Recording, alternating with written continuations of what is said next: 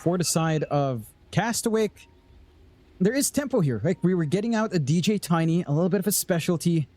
We're getting somewhat of a Rambulan, right? We do consider Christian honorary Filipino at this point. So that is also spicy. Yeah. You've got Bob against his former team as well. And you know how Bob is. If he's winning, he'll let you know. If he's losing, he'll just be bored, as he likes to say. So it should be a fun one, even though he's playing sniper. It should be. Now, obviously, Execration looking to be the, I'd say the heavy favorites in this matchup, though, considering we just saw them won another qualifier a few days ago. So, looking to be the favorites. You never know, though. Castaway could definitely pull off a big upset here. It's going to be a bit of a wraparound here with this smoke from Castawake. Like, it's literally only DJ rotating now. He will run into Palos. So smoke broken onto the Underlord. I must admit, by the way, John, that Eisen game we saw Pos 1 Underlord, it really did feel quite broken. It did feel pretty damn ridiculous, I must admit. As they are picking up 3 for 1 on the bounty runes here for the side of Execration, so a nice little bonus start. Bit of a chase here from Shanks. He does have shackles, but is unable to get within range. But like I was saying, I mean, that it really did feel a bit too strong in my opinion. At least in that game. That it does. And it's just amazing value when you're up against summons, right? You're up against an Enigma. You're going to be able to cleave out the Eidolons later. You get your farm. We'll take a look at that lane later. It's down mid, of course. You've got that iconic sniper versus Quap lane with the best gameplay in the world. Bob should have himself a decent time. Lewis not leveling his level 1 yet, which I like to see. Not committing for Shadow Strike. Maybe just seeing if he can get away with Blink Scream Feign, which he should be able to do so. Should just be able to walk up for him. You're not going to harass out the sniper in any case anyhow, so you might as well get that build up. We'll see you later on. Taking a gander at the other lanes. Some aggression coming down bot. And Shanks does have that pesky chicken fingers, but we also do get fine art from Castaway. So there's some good damage coming in here from the Stroke of Fate, finding some really quirky angles to fly out as well. Not the most common. I think we tend to see Instigate overall with the manual detonation of the swell, but this can be overwhelming in the lane, and you're seeing him doing a good job of just zoning out 2 heroes already. That's pretty nice. I actually like it quite a lot. Very, very nice indeed. How's the top lane going? Well, we've got the CM, we've got Palos, we've got DJ, we've got FBZ, and even with the Underlord, one would imagine FBZ should still be able to find ways to be an absolute nuisance here on this Enigma. But as you can see, as the levels come up, Crystal Nova, Firestorm, you're just going to be feeding Eidolons at some point. Maybe not quite yet, but I'd say level 3 for CML and Palos will basically mean that Eidolons just mean nothing. They will. Palos is also just tanky enough to not care for those early Eidolons. Atrophy Aura just does a lot of work in blocking off a lot of the damage from harassment. We do get a mic issue. This was over. Yes, good old Chris Shanks bugger. That was unreal. Swatter. All right, fair. Swatter. What is that? Swatting the bug, okay. I think that's the implication. Okay. There you go. Fly, to be exact. Fly swatter. Okay, that's a little bit of... speaking like Yoda right now, Krish. Interesting choice. See if he plays like Yoda, John. I'm not sure how Yoda plays Dota 2, but I imagine it's pretty good. Huh. I wouldn't know really, John, because I don't really care that much for Star Wars. I'll be frank. I can't even remember what happens in the damn films. I'll be honest with you. So we do have the reconnection. I mean, we're talking about like overrated franchises. Holy crap, is that overrated? Yeah, no, I agree. Annoys some people. That one I do agree with. I never really was fully invested. I do love the memes. Hopefully we get some good memes down the line here as well. Well, probably not. It's a very serious game. No one's going to be memeing besides all chat as you get back into it. And again, this Underlord has a lot of value just because what threat is there on the Eidolons? You can see the right-click damage come in with Atrophy Aura up. That damage reduction on already low damage is not going to really be a feasible threat onto Palos. You're just going to have to try to pull on DJ, but CML is just constantly blocking him away from walking into the creep wave, so you're not getting that free EXP that you tend to get.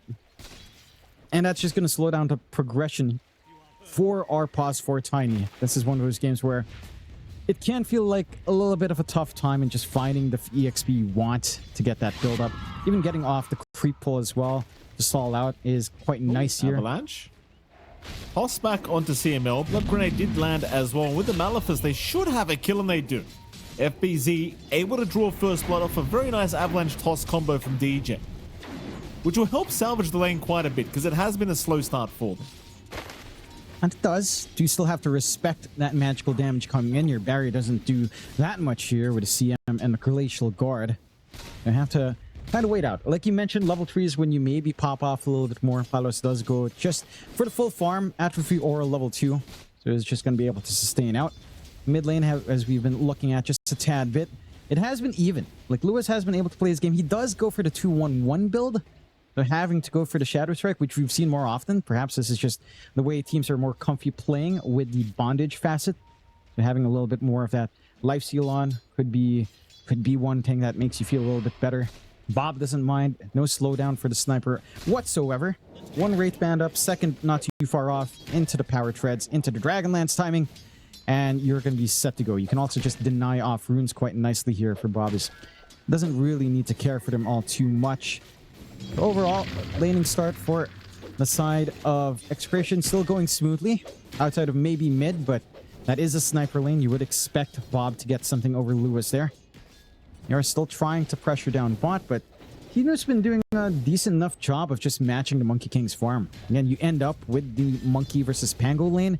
That is still Monkey favored, especially with this threat of Inkswell and Stroke of Fate. But you're also not able to fully commit and stop the Pango, so you're still getting that build up anyhow. I'm seeing Lewis trying to get aggressive onto Bob. He's been blinking in and just shadow striking over and over again onto Bob, and I guess it has been working. This time he won't require the blink in. They have brought over Shanks as well, so it seems like they want to try, but bottom lane, Tino's being jumped. They're pretty well aware that Shanks is not here because Tino will die. Nice pick up here for Krish on the Monkey King. And as well as that, Bob's playing it very smart in the mid lane. He's just hanging by that left tree line, and Shanks can't actually get within range to land a Shackles or a Hex. He's going to try and infiltrate the triangle now, and in fact, he might run into him. He will see Bob. Has an Ether Shock, has a Shackle. Doesn't have a Quap nearby, though. In fact, Shanks might have just fed his life away here, John. Stroke of Fate will not connect, and in fact, he's fine. Meanwhile, though, FBZ goes down top lane. You get a rotation out from Tino, a little bit hyper-focused on that mid, and you don't even manage to get that trade onto Shanks. A little bit of a missed opportunity for Exito. If Lewis was just a little bit closer, was forced to drag the creep wave back, and just kind of stand back, get his farm going, would have been a nice opportunity, of course, to clean up on Bob, who, again, has had a pretty good lane. Not too far ahead, but certainly is working that sniper advantage. Does have the threat of Assassinate to help clean up some pickoffs now, too, if you're not too careful here. Rune spawning, very important for Lewis. They're not going to get too lucky up at the top rune spot, though. Lewis looking to try and escape. Big Sonic Wave, though, taking at least one, but he's lost his life now. Bob in danger, still fighting it out, though. Is going to be able to find the Shaman before he goes down, and now CML. Oh, he misses! Oh, he missed uphill! Oh, the blood grenade! It's going to land! It's not enough! He missed uphill. The blood grenade didn't do enough. Oh, Bob gets away with all of it, John. Triple kill for the sniper early. That's something you don't want to see. All of a sudden, from Power Treads into Maelstrom timing lining up here for Bobby. And that's when the sniper really starts to hurt, when he has a high ground position. Really unfortunate for Exa. Again, just good timing from Bob. Hits that 6 instantly. Tries to turn. The Sonic Wave from Lewis just not doing enough damage. And again, a shortcoming of the Shadow Strike build. You don't have that burst threat early on. Scream of Pain stuck at level 1, 75 damage to soften up. Not really enough to find the pickoffs you'd want. No contest as well on the Shrines of Wisdom. So 1 for 1 for each side, but the early start started to look sharper for Castawake. Down bot though, Krish. Yeah, it's a big pickoff if they can find Krish. Krish going to be able to think about the Wukong's command, still trying to get it off, and eventually does, but it's just so much control with this damn Shadow Shaman with its damn chicken fingers. Finger licking good, by the way, Jonathan, here with Shanks. They do find the Monkey King.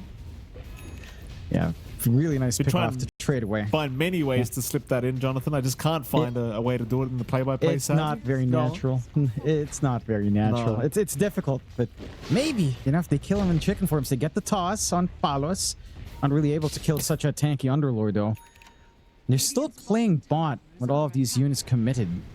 They're still ready to kind of hunt. CML does have wards, so I love these early aggressive ward setups. Might be a bit too far forward, though. Still setting up. CML gets silenced, but he did get the slow before he got silenced, so CML should at least be able to find another one to Castaway. Frostbite will land. They will allow Krish to run out of there for now, instead just focusing down the Grimstroke, and well, that'll be a nice easy one onto Castaway. As Krish, he will just pretend he's a tree. Hope for the best. Top lane, there was a bit of pressure being applied by FBZ with these Eidolons, but ultimately, you know, Palos just kind of makes his reappearance, and you can't really push any longer. It's just free farm for the Underlord if you do. And it is. Again, this here is just a little bit too tanky. Oh, Krish. He's trying to go through the Fiend's Gate. That could have worked against him for a second. He almost got there too. I think he was still channeling through the Hex, but he doesn't quite get there, sadly. No. Top, they're still going to be able to defend as well. They make sure Tino and Shanks are there to make sure the T1 tower doesn't fall. Very nice. Yeah, and again, there's just no pressure coming out from Exe. Outside of that bit of misplay into Bobby, they've been able to get everything else. The sniper might still be the issue that you're not fully set up for, as Bobs finally makes that swing up top, looking to see if anyone shows themselves here to get shot at. They saw him though. He was underneath vision. Toss back though, Bob. He's going to have a nice target on Tino, but Tino's going to get the rolling thunder. Problem is he doesn't have the angle to turn back around on the sniper. It's a very awkward start. Freezing Field has been placed down, but it's in the Wukong's command. Bob, meanwhile, he tanks the whole Sonic Wave. He tanks it. The urn and the Sonic Wave, not enough. He had the one charges to barely survive. Oh, Bob. Jeez, he's just getting away with murder, this bloke. They still haven't killed him. Meanwhile, they do at least find DJ. So they get something for their trouble, but it's got to be a bit bitter seeing Bob escape over and over again like this. And it would be. At least you aren't losing anything too big here either on the side of Exe, right? You're only dropping supports. Yeah, Bob's getting away with it. He's still going to hit this timing with Maelstrom, but you're also not being slowed down here on any of your cores. So Tino's getting that build up. The full Spirit Vessel up now. Or maybe finding a few more supports, so. They are going to find Shanks. Tino not really going to help out too much. Just takes all the Eidolons from FBZ rather the gold and the kill attempt, of course. But everything's still going pretty swimmingly for Castawake. The only main concern might be the fact that the Palos is starting to farm a little bit too fast on the Underlord, but I suppose for now there's not too much to be concerned about regarding Palos. Maybe once he has the Echo Saber up, you start to get a little bit concerned, but for now they're okay. They'll just ignore him. Well, a bit of a smoke out from Exedo. Bobby. Not easy to run into him. Bobby's still very hard to catch. Top lane, Tino's still defending, but FBZ's there with the siege creep, and well, the tower, it is going to go down whether he likes it or not. It's just a matter of whether he wants to deny. As DJ mid lane is going to drop, but now Tino's been jumped top lane. Rolling Thunder not going to quite come out in time, and Tino will drop. So it's a pretty nice trade here for the side of Castaway, giving up a support for an off lane. They even found that tier 1 mid tower. Meanwhile, Execration trying to trade tier 1s, but they don't have level 6 on Shanks. So Shanks can't just drop the Serpent Wards and secure the tower easily. After this creep, he could, but it gets denied. So never mind, he doesn't have the XP for level 6. Alright, and again, Bobby is the torn to their side here on Execration. You've got, it's pretty much a high mobility, like this Monkey King threat as well, jumping on top of him. You're not really fully set to go yet. Palos does have at least some itemization flying out. The full Echo Saber is done. So there's some quick damage now on the Underlord. Just the issue of finding the heroes, because they tried with the smoke on the 2 supports, not able to get there. Shrapnel slow is a little bit too much of a nuisance. You're getting a lot of free room for FBZ to get his own build-up. Force Staff coming out next, so some utility here on the Enigma with the drums Force Staff sort of built. Not the most common, but does feel necessary in this game with all of the hold on hand, of course. Do catch Krish, but doesn't feel like there's enough here with just Palos. I mean, Palos might be the one in danger. I mean, he's very tanky, though. And I do mean very tanky. They just won't even bother. Meanwhile, mid, jump in, Castaway, gonna get caught. Serpent Ward's down as well for the tier 1 tower. And, well, that's a very nice little pick off as even the Fiend's Gate now. Down bottom, Tino's gonna come through that. Looks like Palos wants to fight, realizing they actually just can't kill it. More Twin Gate usage. They're going to bring FBZ in. He's got the black hole ready, but he won't pop it. Eventually, he will, though. Tino not going to be able to get the Rolling Thunder off. Tino will go down as now it looks like Palos wants to try for FBZ, but he doesn't quite have enough. No. A little bit of a misplay out from Castawake. Trying to toss back DJ, putting Palos into the black hole, but tosses a creep instead. Rather unfortunate. Would have been an opportunity to try onto this Underlord. And you're finding some good pickoffs here on the side of Castawake. You are starting to find a few of the cores, but the big one is still Palos. And again, it's just hard to pierce through him. Once the full harpoon's done, that's when trouble really starts to rise up, as he'll just be able to pull you back into the pit of malice and keep you stuck there. Gonna be a BKB afterwards for good old Palos as well, maintaining the 2K lead here. On the side of Execration, still a very even game. An even affair across both sides. You just need to find a way to work it out, as I think your main concern now on the side of Execration has to be Bob. Maelstrom's up, Dragonlance not too far off. Smoke into them in the jungle. Lewis? Yeah, he's okay. You really don't have the greatest lockdown apart from, say, the black hole of FBZs. It is... Sure, if you can land these big spells, you know, you can have Bob just nail away at them, but without something to actually lock these heroes down, you don't really have much in the way of actually getting this damage out, as FBZ now having headset issues, apparently. Now, I wonder how concerned they are getting about Palos. Like, is Palos a big concern for them? Like, especially considering Krish found out the hard way, he's just doing no damage to him. Honestly, I don't think so. I feel like because of the range of Atrophy Aura, Sniper is well outside that, right? So if Bob actually does get to just hit Palos, they've been taking these fights into Palos without Bob really focusing on the Underlord. If the Sniper gets into it, he's not getting damage reduced from Atrophy. He's going to be hitting at full speed, and he can clean up. I don't think you're too concerned about, like, scaling up against the Underlord for sure. You just need to bring Bob in. It's just a matter of getting the Sniper to a point where he's comfy, where he's not going to be dragged in. And that's where things can happen, is we do get a camera call out. If BZ does get it turned back on, we do get the go ahead. Nice and simple here. Quicker than mic issues. Gate usage. Oh, bottom. Yeah, they've got a nice one. Krish, he's just melting, mate. It's just... This damage is so stupid. Holy. That it is. Well, he's got the full harpoon up now, John, so you don't have as many problems just catching someone now as the Underlord. That cleave always gets me. Every time I see this on Underlord. It's just so dumb. Ridiculous. Ridiculous. It's just a flash be careful, sir. Oh, it's okay. It's not cleave. It's all right. Meanwhile, Bob goes down. Mid lane, they do catch him. The Sniper is gone. That'll be the first death for Bob. And see, this is partially my issue with the Sniper pick, right? Like, yeah, Bob has a great laning stage. But again, you're so reliant on people setting up for him to be able to just right-click in the middle of a team fight. And in the event you're just not fighting, he's a sitting duck if he's caught farming in the wrong area. Which he was that time. Yeah, and they finally get the punishment. You needed to work extra hard for that on Execration, but the punishment is there. That's a huge streak just being fed out. Huge gold swing for Excess. They even find, again, that bot tier 2 for their troubles. And now you really needed fast progression here for Bobby. Still working onto the Hurricane fight. They catch one, perhaps. Maybe not. Krish is around, but I don't think Krish... Oh, he wants to go. Never mind. Wukong's command is out. He's going to find Shanks with that. Or maybe not. Shanks will... Okay, he will find the shrapnel of Bob.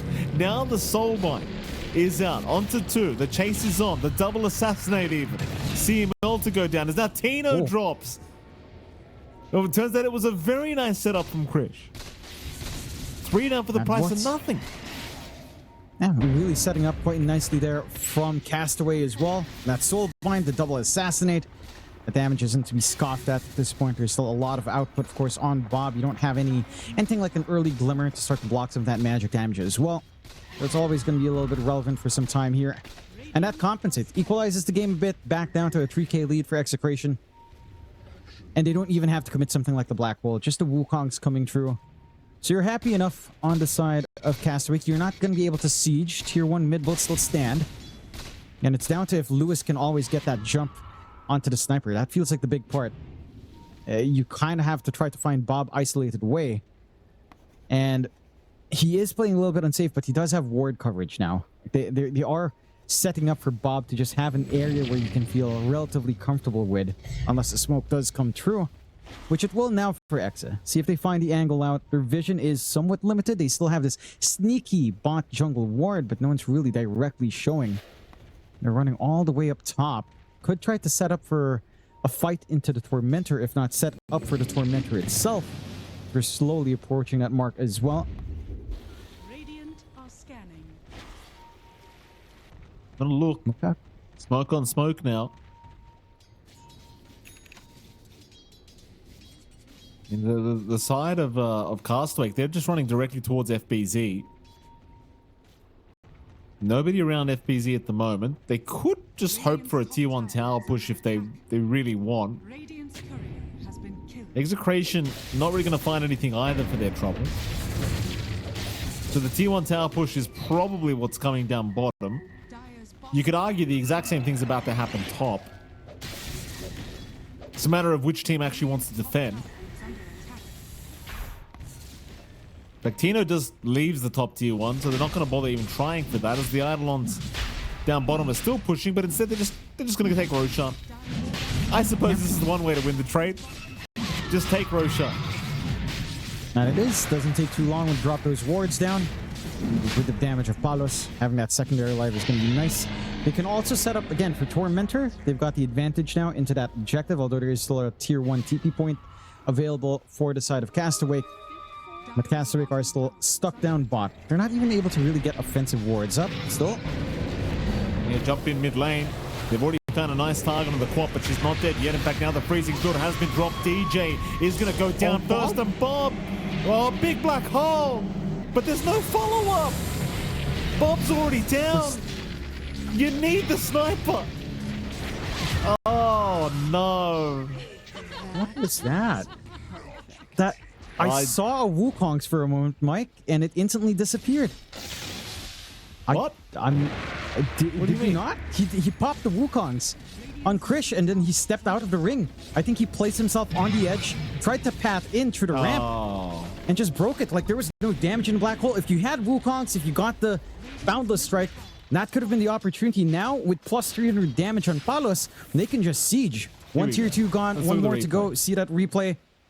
And the Wukong's was coming in. They had the black hole set up. Sure, you'd lose Bob, but maybe without Wukong's.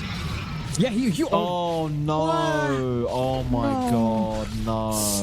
Oh, that's You're painful. right. Yeah, he went down the stairs and clipped out. Oh my god. Well, that's just rough. That's just sad. That's just a sad kind of affair. I mean, obviously it's an honest mistake, but I think Krish will be very upset about that one for himself. Because, yeah, maybe that probably would have done the damage that you needed in that black hole. And it would have at least take some of the supports with you. And now, again, off the back of that, the more kills you find on Palos, the more damage he gets the full wipe. All outer towers just gone in a flash. Tormentor to be taken as well. No problems here. Free shard. Probably not the most impactful for either one. Maybe Crystal's clone can do some work here. So we'll just eventually find it without losing his support. Yeah, he will. Shank will find his extra annoyance on the foul play. Always nice to see that it still exists in some shape or form. Good old Colonel Sanders himself, splitting into multiple franchises, as he does. I like it. I like it a lot. He's a bit... This Underlord, man. Yeah. Like, look at the farm disparity. Yeah. Just look at him. Look how far ahead he is. You know, the sad thing is, Underlord's What's not that, a great offlane because he's too greedy, and he's still going to get nerfed because of this possible Underlord shenanigans. As an Underlord player That's that likes him as an aggressive offlane, makes me very sad for the possibility of that, Mike. Very, very sad. On the bright side, though, for your pub teammates, John, you won't be playing offlane anytime soon, so that's good news. Mid lane, jump is there. Oh, Bob! Oh, Sonic Wave hits, but they missed everything else. They missed everything else. It's okay, a jump in again. Sonic Wave, or rather Soulbind out. It does get taken out straight off the bat, though, as the Black Hole now committed onto 2, but where's the follow-up damage? It's not there yet. Tino, he finally gets taken down. Can you deal with Palos, though? That's the big problem. He'll take down one in FBZ. They'll lose Lewis, but now look at Chris just getting annihilated. He's hitting for like 600 damage right now, John. So stay away from Palos, boys. He's got Aegis up. Oh. Harpoon, he's not going to reach. Can they kill him? Surely he dies. No, he's gone. Shanks, Palos, look at nice. this. Look at this. Palos. Wait. He doesn't care. Wait. He doesn't No way care. this is fair. No way this is right. With Aegis, he keeps his... Mike, he keeps his atrophy aura through Aegis. I know. I know. What is that? I know. What is that? I was like, hold on. Surely he loses the atrophy aura. But he didn't. He doesn't lose it after Aegis. What kind of crap is that? That's not fair. It's like nothing. Nothing ever happened. Oh my god, that's too much. Okay, that change I'll accept. Take it away from secondary life? Sure, yes, absolutely. This should be punishable. That should have been an opportunity, but man, you have to appreciate how Execration are playing. Like, Shanks is a demon on the Shadow Shaman. Like, he gets that full duration shackle on Krish, while Krish is trying to get that turnaround play, gets another shackle out, while Palos is starting to fall down. Like, this Shaman's getting away with so much here. And it's so hard to contend with when Palos' body is just giving them all this room right now in Execration. Like, yeah, they lose Aegis. Are you really concerned? When you have all this damage and just durability, full AC up for Palos, more armor to play with. Your main damage source now is Krish and Bob with some right clicks. Maybe here. Uh-oh. DJ trying to snipe CM, but he's playing tiny at the moment. John, meanwhile, Palos, he will move in onto Castawake, takes him out. Look at Bob just getting destroyed. Oh. That was unreal. And Bob will hand over the tip, respectfully, of course, as Palos. Uncontrollable. My God, he's 21k net worth. The closest to him in the opposing team is 11, John. So somebody's got half his net worth, and that's the top of the opposing team's net worth. Look at his cleave. I mean, what it's is so this? dumb. Yeah, it's so dumb. Such a dumb hero. I mean, we used to see this a bit, but again, on offlane, you don't see it pop off like this when you get the carry farm. This is madness. You have to ban this. Oh, FBZ. He barely didn't get his TP off in time, thanks to Shanks, who was there. Oh! I mean, at this point, surely you call it, as FBZ and Shanks will both go down together thanks to Krish, but they're losing Rax's left, right, and center here to Palos. He'll take a secondary tier 3 tower, and that'll be the end of that. I question what the idea is as to, like, pulling this game back. Again, like, Palos, he is just so far ahead. If you can kill the Underlord, then yeah, the team fight's yours. But good luck getting the first step, though. Yeah, that's the tricky part. I think right now it hinges on like a BKB Blink and Ags on FBZ. Like, legitimately, that's the best play. Percent-based damage, double of that with Midnight Pulse plus the Ags upgrade Black Hole. Could be the way to go. It's just asking for like a little bit too much gold. And it's like 8,000 gold you need to farm. There's no space for that for FBZ at the moment. So if you could stall out for 10 to 15 minutes somehow perhaps that starts to become a reality. Until then, there's no answer for good old Palos. Full Satanic up now. He's just unkillable, man. And he can just brute force this onto the high ground. There is a black hole to be concerned about, but if you catch the bigger tools... Oh, they caught him, John. Bob. Sonic Wave. It's not going to be enough for the Rolling Thunder from Tino. The Soulbind trying to save, but Bob is down. He'll buy back. This will be the last team fight. If they can't do it this time, they just can't do it. Wukong command down, but look at Palos. Oh my God, look at Palos. It's too much. It's too much. It's an ultra kill. Give him the rampage. Give it to him, boys. Enough. Oh, you haters. Oh, the Satanic. Oh, yeah. That's my boy. That's my boy. You don't deny the rampages from Palos. Don't even think about it. Don't do that crap again. No, certainly. No. Eastern Europe was a bit kinder to me when I was doing something else. I did see Tiny support Tiny Mid and Tiny Pause 1 win. So me and Epi were having a little bit of a laugh. It's like, oh, you know, Mikey, we were joking about this one, but I guess we're wrong. Just in this region, maybe your Eastern Europe knows how to play it, not Southeast Asia. Who knows? Or maybe they don't know. Maybe they don't know how to play against it, John. Maybe that's the problem. It's a half. Maybe that's a better sell. Full. I like that, Mikey. I like that. It's like glass that. half full, John. You're being too nice to them. Don't be that nice. That's true. No. See if the smoke is nice. They're so clumped up. This can be scary. Like, you get crushed, it's not going to feel good. They're scattered around on exit, at least. Tino. He's swimming. Oh, nice shards there to block him in. He tries to go for the Guardian sprint, and it's actually going to be enough. Bye. Yeah. That's all she wrote. Least, you could count this as a small win for your lane matchup. Level 1 Guardian Sprint on Slardar is... Well, it's not going to have laning presence. So you do have that for yourself, right? You're going to not worry about level 1 even into level 2 here for Krish, as that means there's also no room for the level 2 Slitherine plus Bash of the Deep. So that, in and of itself, isn't that bad for Castawake. A silver lining. The lane is more playable for Krish. He's on a quote-unquote trash hero, as we say, but he will be able to get some good levels early on. So, it's fine. It's better. Could be worse. Could be worse here for Krish. And that lane, again, into a Slaughter with Guardian Sprint shouldn't be too bad. There is some kill potential here, too, though. You have to respect that. You've got Maledict. You've got, say, Avalanche Toss later on. There is some decent burst potential that can fly in here.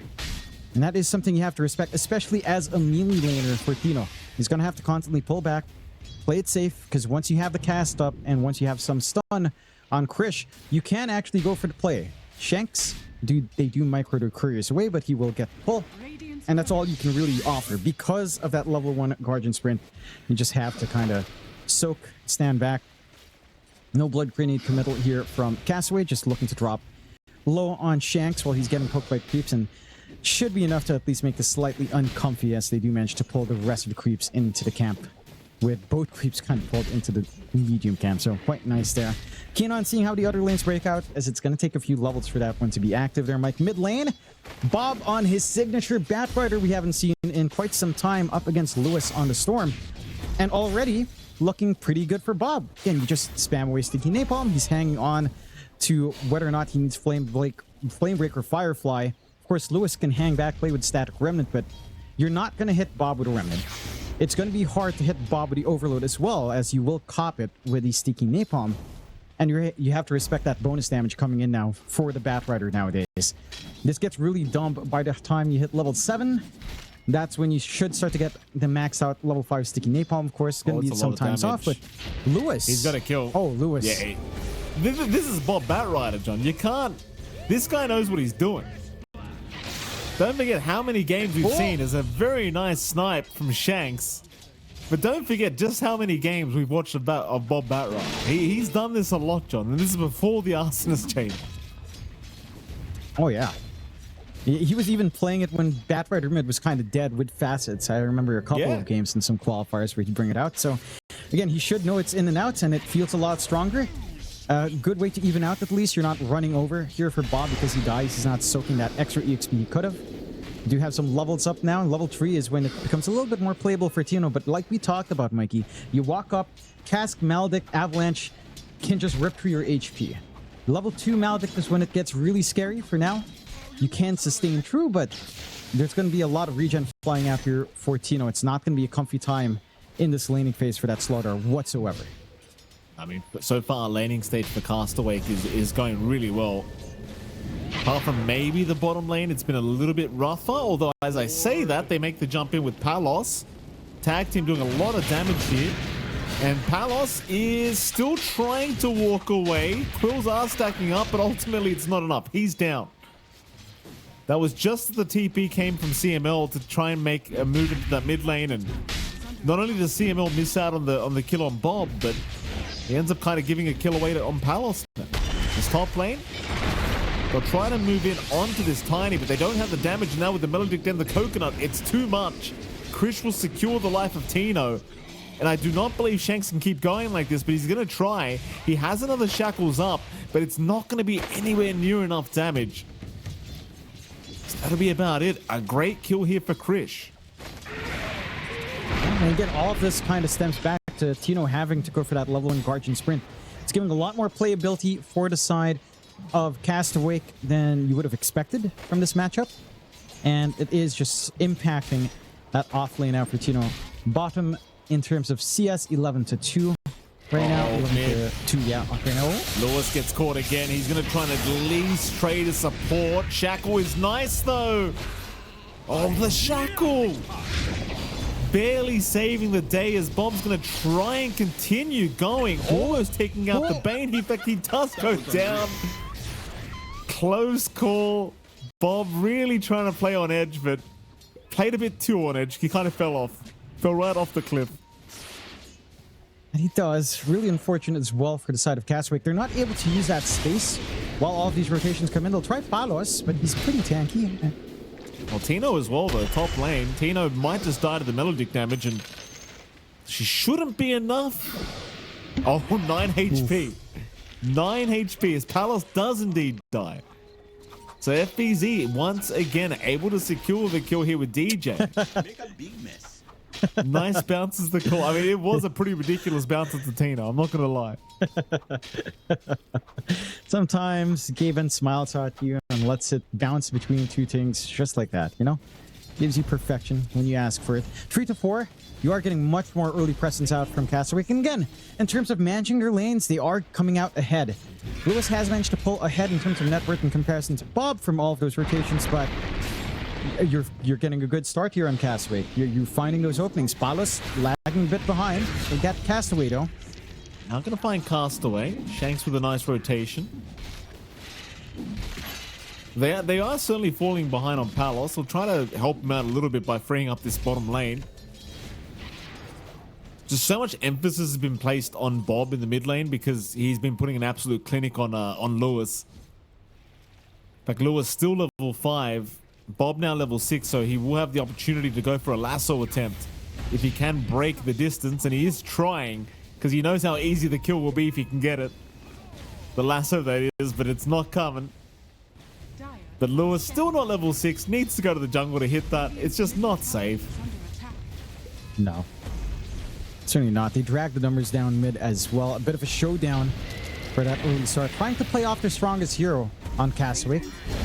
And just need to find an angle. Nightmare out onto Bob, but Snowball is going to drag him right back towards the Bane as they will continue chasing him down. Lewis going to intervene, but he's completely out of mana. So really can't do anything as they will lose their Bane. And Bob, of course, he's just going to be an absolute terror for the next, say, 10-15 minutes, this guy. Maybe even longer. Onto the top lane they'll go. They'll try to shut down Tino now. Like, they'll go for the Shrine of Wisdom where Shanks will already pick it up. But Bob, he's just here for the kills. That's what he really wants. But can they get it? Lewis is going to join in. Shackles out. Bob, he'll get saved there for a second. But he can't make it out of there. They've gone too far this time. As Lewis can finally pay them back for all the trouble. And it looks like he'll pay them back. He will. It's Castaway and DJ both going to drop along with them. And that's a lot of gold and XP to give back the way of Execration. I mean, Lewis is just enjoying himself now. After a slower laning start, being around for all of his kills, suddenly 7 galvanized stacks. After just getting completely crushed in lane, eclipses Bob in that build-up on net worth as well. I'm surprised they forced that so hard in Castawake. Like, yeah, they found a kill. It was so telegraphed. They had the creep wave chasing them as they were running into the Shrine of Wisdom. There was a lot of time there for Execration to respond. They get a little bit hasty on Castawake, trying to build up an advantage when, again, it's just a very telegraphed move. Execration probably laughing themselves to the bank as the game does equalize there. They're still maintaining a lead on Krish. FBZ still getting that build up on the Pango. But the recovery is coming in. Again, a storm with 7 galvanized is nothing to scoff at. Ooh, did they not get the toss? Oh, they don't even have it. Never mind. Palos will go down again. FBZ to take the kill. Krish was there with a nice avalanche to set up, and the focus on Palos continues. They understand where scaling has to come in from. Tino's already had a slow start. Palos has to be one online and running at them with his durability and a minus armor. The fact that he's not able to get to the point where the bristleback even feels remotely tanky is going to hold back Execration a fair bit. Like, they can go into punish, as we've seen when Castawake overcommits, but for Castawake, the bristle is the big timer they have to stall. And that's what we were talking about. This bristle is going to be your one lingering issue in the draft next to the storm, but you can somewhat handle the storm with a blink lasso. The bristle, you cannot. So you have to slow Palos as long as you can. He does have some jungle farm to kind of get into as they find CML. They do find CML. Trying to make life a little bit challenging. Lewis is going to zip in as well, trying to go after Bob. They'll commit the lasso to ensure they get the kill. Now Lewis trying to retreat, but here comes Palos to try and secure the kill as they do land the Rolling Thunder. It's not enough yet, but the final right click will do it as Palos going so deep for this. And when I say deep, just the amount of numbers he was up against, he was still trying to get Bob. But Bob and this Bat Rider again just being an absolute pain as the voice lines are moving in.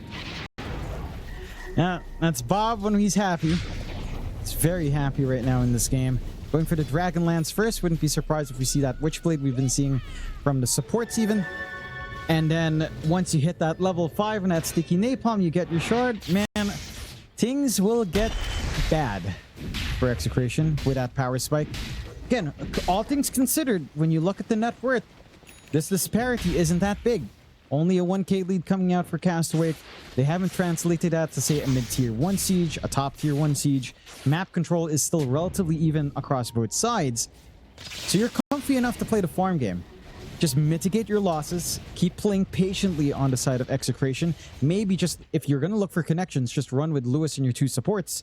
Buy that space and time for the 2 tanky cores to actually get tanky. As Palos again. Uh-oh. Palos gonna go down another time, and this is huge. 0-5-1 is the scoreline for Palos now, for already dying 5 times this game. That is crazy. And he's just... There's no relief either. Like, nobody's coming down to help him. I mean, there's no tier 1 tower in fairness, but the fact that Palos is still forced to farm that area, and there's never anyone around to help him out if he gets caught like that. It's kind of nuts. It's kind of wild. They're just throwing him into the woods. I think doesn't even have defensive wards, and they haven't de-warded the aggressive wards on that extended bot jungle. So there's no way that he ever feels safe. But that's because they're giving Tino majority of the farm. He is trying to work into the blink, which I respect. I think the blink timing and slaughter is more important than the Echo Saber coming in. Nice night, man. The Sleepwalk out of the shards. Now they'll continue chasing with the Rolling Thunder. Going very deep for CML. Eventually they should have him though. Meanwhile, they will lose DJ. A nice lasso onto Tino. Will catch the slider for a second. They've got Bob locked down with a Hex, but they don't have any follow-up here. Lewis is out of mana again. But Bob will just chase him down on his own now. Oh, they're going to lose their Shaman. Or are they? He's still going here. Shanks will finally go down as Palos came in, but just feeds another life away. No, you can't do that. They have to have that read that there's a certain point where you just let them win on the side of Castawake, where you know any further moves in is just a loss. This Bristleback again is just not tanky. Echo Saber's not yet up. BKB has to come in afterwards. So much more time. Pilots need to sit. Now bottom network core from all of those deaths. And even Tino having to show up in mid doesn't really help the cause. You're seeing the output of Bobby. Level 9, maxed out, sticky napalm, the right clicks. A living nightmare of a hero to play up against. Has the Dragonlance up for a little bit more reach now as well. And once he gets his blink, once he gets the shard on top, the infinite stacks, Roshan becomes a very open possibility. Castawake rallying in this game to 8-14, 4K ahead. As Execration get a little bit jumpy. Have to calm down a bit. Just, again, have faith that you can scale up against this. And just mitigate your losses. Cut your losses. If someone's dead, farm elsewhere. Get that build up. Use the space. Blink now up for Tino. Could be the beginning of some ways of engaging here on the side of Execration. Still running with a smoke They're though. going. They've got Lewis and CML there, but they don't seem to really want to jump. Especially considering they are lacking the vision on that high ground. So instead, they might just settle for an easier kill in the mid lane on DJ. I think any kill is probably a good kill right now, as they are just going to jump in. But a quick snowball out from DJ. He's actually going to buy some time for Bob to get within range to help out, as DJ eventually will die, but FBZ with the Rolling Thunder is at least going to find CML on the Bane, and in fact, he's found Tino as well. So it's going to be a 2-for-1 special, certainly in the favor of Castawake. They will at least get Lewis out of there, but it's another horrible fight for Execration, as they just... It's just always giving so much back the way of Castaway. And it is. Again, it's huge sacrifices they have to make, but Silver Lining gets the space to farm. Although, oh, this is kind of big though. Bob's coming to try and help out. So is Castaway, but they're going to lose Krish. They can't really get within range to help out quick enough. Though Bob has Lasso, so he wants to play. They might just settle for CML. Poor old CML running right into them. Will be another freebie here for Bob, who now has enough for the Blink Dagger. But here comes Tino. Wants to at least get DJ as a trade, and does secure.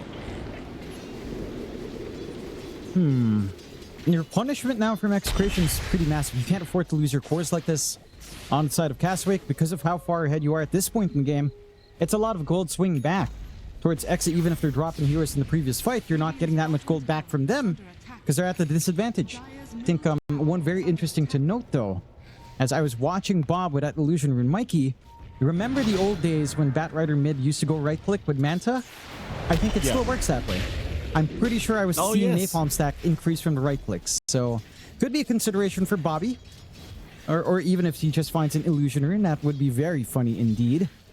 And there's more ways to scale, but not going to be relevant for a while. That is just a funny thing to note, as it was showing higher numbers, much faster than just spamming out the sticky napalm. It was really the illusion for just ripping through CML.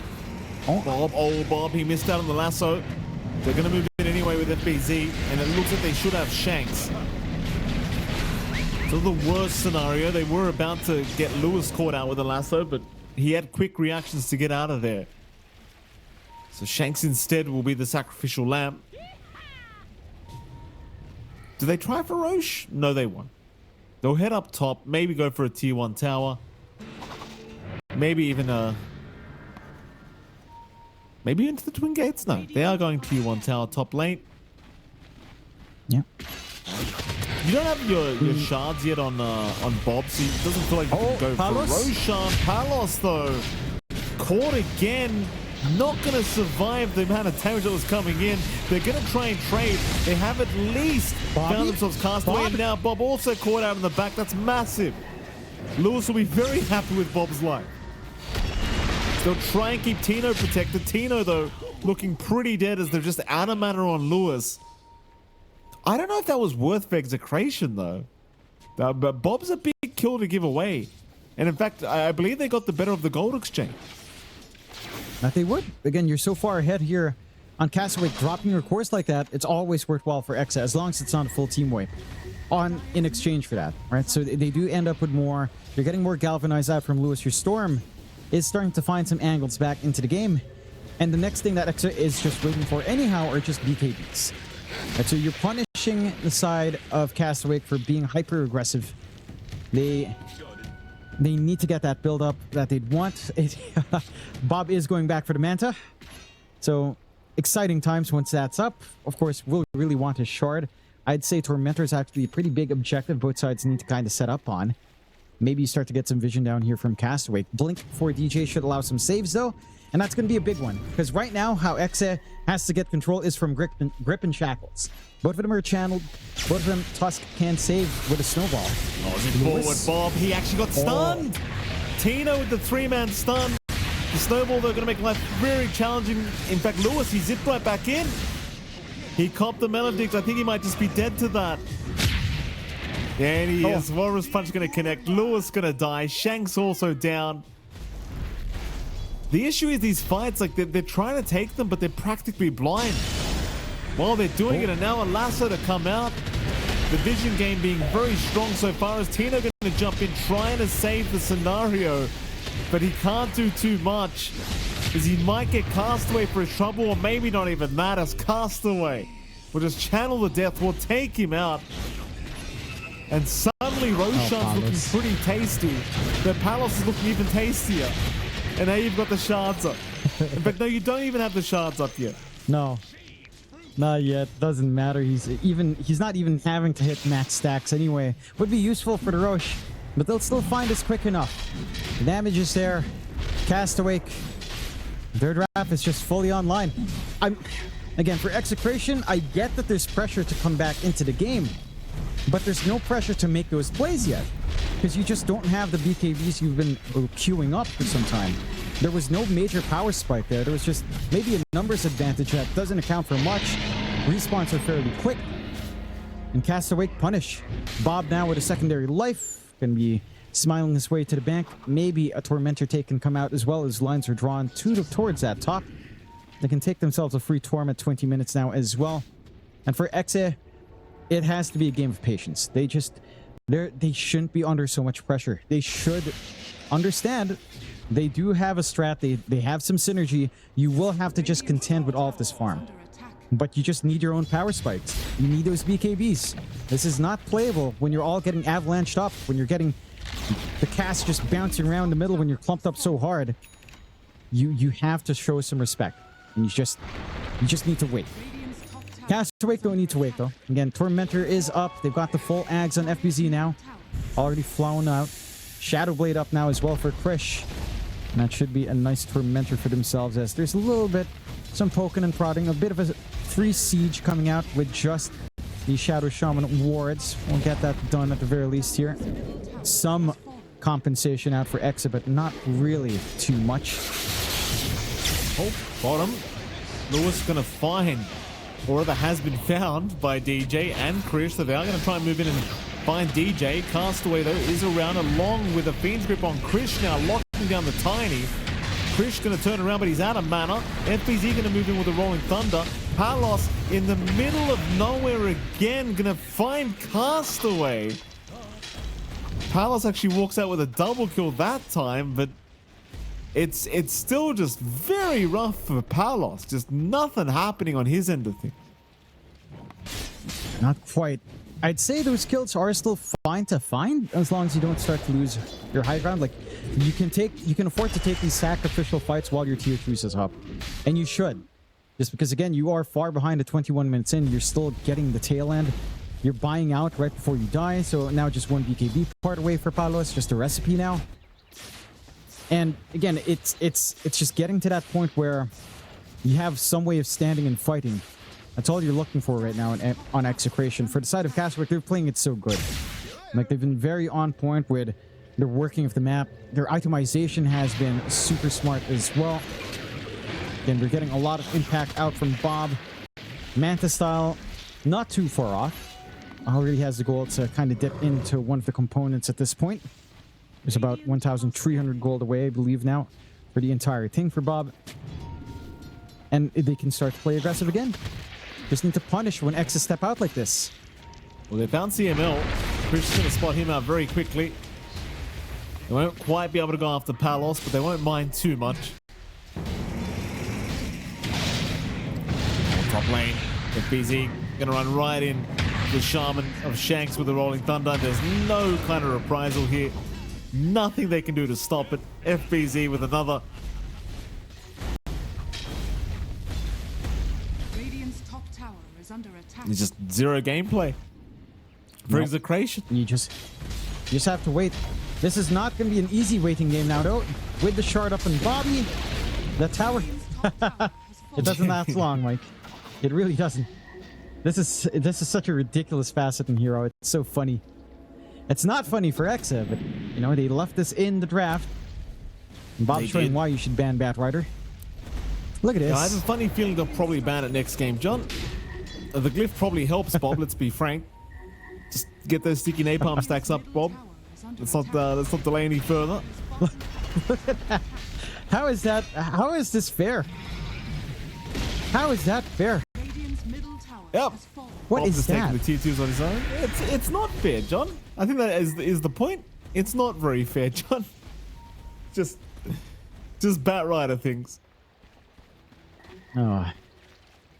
See them with a smoke now. Still have 40 seconds on the edge. It's not too much time, but enough to take a little bit of a gamble here and try to force Execration again to get hasty.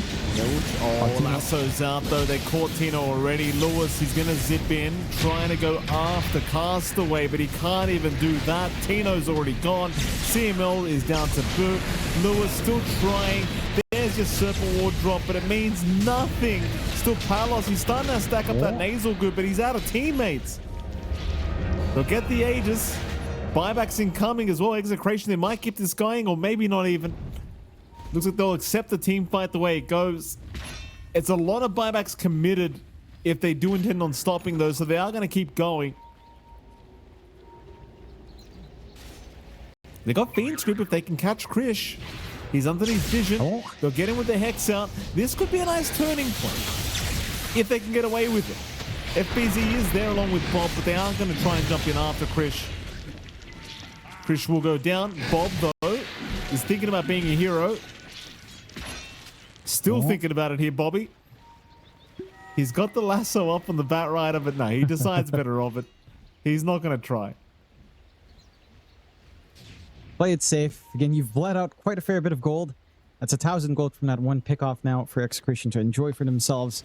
And again, we're seeing some plays start to kick in with the BKBs up. You've got it on Palos. You're going to get it on Lewis, or he has it as well. You're not going for it on Tino. He's just going for the Ags, trying to get some durability out now with those crushes and the bigger puddles. Again, just trying to hold their own against the onslaught of Castawake. For Castawake, I mean, they do have late game scaling. Again, you actually can't count out the Batrider as it goes along, so get the jump. They're going to try and do it with FBZ. He's worth a lot of gold here on this Pangolier, but they can't get him quite yet because the save was there from the Tusk. They do get Castaway at the very least. Long Thunder now bouncing around. Will find CML, who can't do much about Bob, just hitting away at him. Meanwhile, Lewis currently being chased by Krish. This could be a quick one. Carlos, Bob. Oh, Bob's a big kill. If they can get it, Bob, he's still trying to fight back here, but he does go down. FBZ, he's worth the most gold right now on the Pango, John. He's got a huge streak available, but they just can't quite deal with him.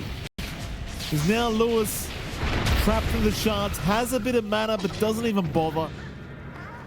Full team wipe, no buybacks available. And so as hard as they try, and as good as some of it seemed, Jonathan, it just doesn't prove to be enough. Now, they're bleeding way too much back. If they found Bob and, again, lost maybe 3 heroes, you would call that worth losing the rest. If you're survivors, they'll just nullify that entirely. On the side of Castawake, again, still in control of this game. 20 to 38, 13k lead. 14k lead now. Bob taking a hit is pretty big, but again, you just aren't getting enough as you still lose more. And I'm not sure how you start to itemize against this. Palos going for an SNY. Tino still getting that full Ags flying in. A Witchblade out for Lewis, perhaps, and start to simplify, but I'm not sure. It does feel like maybe you need some right click now on Tino as well. And maybe you can start to hope for the Basher's true debuff immunity here. That could be the way to go. So kind of, it's going to be hard for Tino to kind of pivot into that kind of build right after the Ags. Gonna need like maybe a solid 5 to 10 more minutes for new items to come out here. Side of Castawake just playing with confidence, crossing into the triangle. They've got control. They don't have too much to wait for. Next Roche. See how short that timer is. It doesn't feel like it's going to be too long. We'll have to see. I'll say we'll start to make that movement up now. If they find a kill into the high ground, it doesn't take long to melt all of the objectives here. No, I think it's basically game if they do it. There's no buybacks apart from Bob on the whole map. So only one guy can buy back here, and it is certainly not on Execration side. Oh, they could run right into Shanks first. It's a perfect target. Shanks, does he see them? He does now. Bob actually did not see him in time.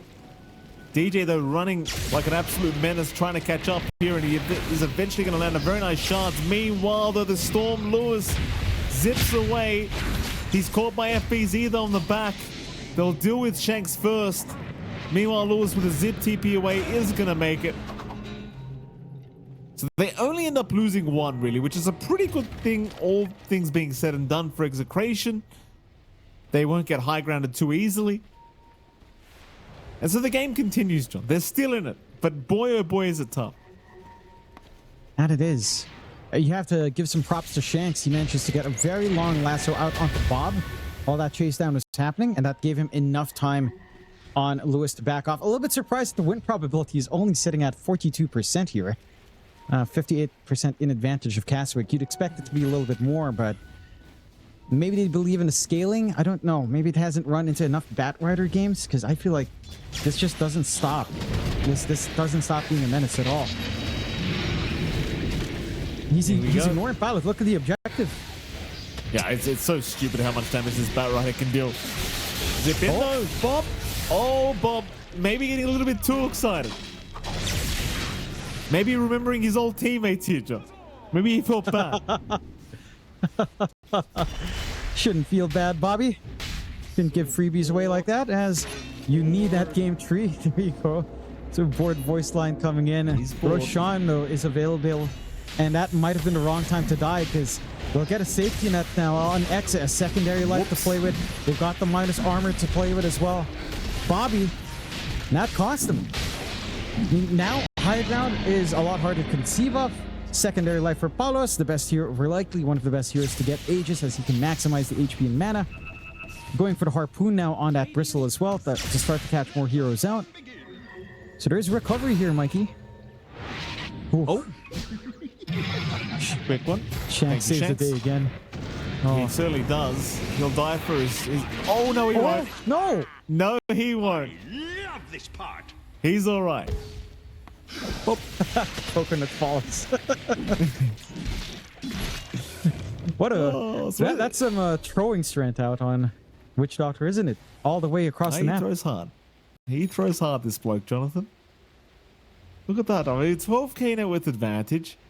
Dota Plus, I kid you not, John, is saying Execration's in the lead. By the way, do you believe that? Is it just the Aegis? I mean, that just the Aegis? Even just a while ago at 42%, I'm like, I don't feel like it, but we are seeing the hesitation out from Castawake, because remember, any single mistake is easily punished here. Krish. Speaking of mistakes, Krish. Don't make that big mistake, Krish. Tina's going to run. Oh. Lasso's not out from Bob. He holds out for now. Eventually, he will pop it. Meanwhile, here comes Palos from the side. Tina is down, though. In fact, Shanks also in huge danger. But Bob is melting. Palos, he will finish him off. In fact, Bob. Palos is a problem, John. Palos apparently just became a problem. Although he's still broken, he will lose his first life. Lewis is sticking around. He's full mana here on the Storm. They're going to go again. Palos, though, in big trouble now. Oh. Lewis, can he do it on his own? He certainly cannot. Zip TP away. So Bob has rather Palos has his short moment where he's an absolute menace, but the break of Krish is still a bit too much at this stage. That it is. It's also a mixture of maybe popping BKB in the first life as well, and not being able to get all the kills that he'd want to. Like, once you lose that BKB, your presence is heavily diminished. The magic damage kicks in. The control starts to kick back in as well, and the bristle isn't free to just stand and hit. You do have a little bit of that replay again. Massive risk taken by Krish. In the end, it does work out. It does cost Bob's life, but they do still manage to get the team fight that they'd want, if not a little bit sporadic. And again, Palos with a BKB, once it fades, it's taken away. Like, they don't even manage to play with a minus 40 armor strat because Tino dies so quick. I think ideally, you just let that loss happen, re-engage with a respawn on Tino, and then start to melt faces with Alpha minus armor. That would lead to the cleanup. Not the ideal Aegis usage here for Palos, but maybe they just felt pressured again to look for opportunities. And that does drag it back towards Castawake. What does Dota Plus say about that? 54% now to Castawake after that fight. So it's something, it's a very sensitive swing. Tormentor is for the taking here on Execration. You're a little bit too far out to contest here on Castawake. A freebie shard for Shanks, not the most meaningful now, at least. But still some gold to fly in as well. A little bit more of a nuisance you have to play up against. Still, Castawake have to be careful with these engagements. No secondary life though, so they should be feeling a little bit more confident to again try to find some punishment here with the smoke into the high ground, perhaps. Looking now. They can see Palos. Lasso from Bob would be very nice, but the Firefly will make it pretty obvious that he is smoked up around the area, so they will play carefully. Top lane is being forced in as well. Like, yeah, Tino and Shanks just ensuring that creep wave does remain pushed out. So this isn't necessarily the easiest high ground to approach.